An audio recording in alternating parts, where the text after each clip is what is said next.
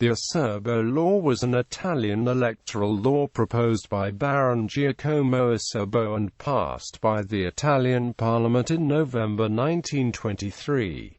The purpose of it was to give Mussolini's fascist party a majority of deputies. Background: in 1922, Italian Prime Minister Benito Mussolini became the leader of fascist Italy as a result of the March on Rome. However, he still only had 34 deputies in parliament and 10 nationalist allies. He was in a weak position and relied on a coalition with other parties that could easily unravel and force King Victor Emmanuel III to dismiss him. The idea was to change the voting system from proportional representation to a system which would allow Mussolini to have a clear majority. In terms of the law, the Acerbo Law stated that the party gaining the largest share of the votes, provided they had gained at least 25% of the votes, gained 2/3 of the seats in parliament.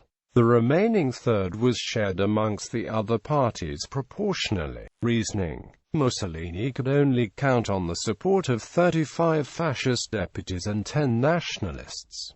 The law was passed on a majority vote. The obvious question is why a majority of deputies from other parties voted for the law, knowing that one way or another Mussolini would gain the 25% required. The socialists voted against it but made no effort to coordinate other parties to oppose it. The PPI Popolari were divided and leaderless after Mussolini had engineered the dismissal of Luigi Sturzo. The official policy was to abstain, but 14 deputies voted for the measure.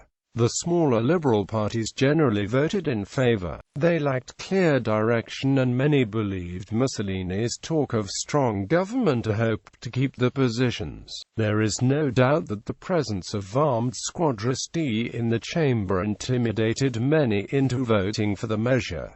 The 1924 election. An election was held straight afterwards under the new rules. Ironically, Mussolini got 2/3 of the votes, so he would have held a clear majority under the old rules as well as the new. However, the result has to be viewed with some suspicion given widespread violence, intimidation and vote rigging. His opponents were demoralized and unable to put up any coordinated opposition. Also, many of the new fascist deputies were ex-liberal deputies who commanded substantial personal following, especially in the south.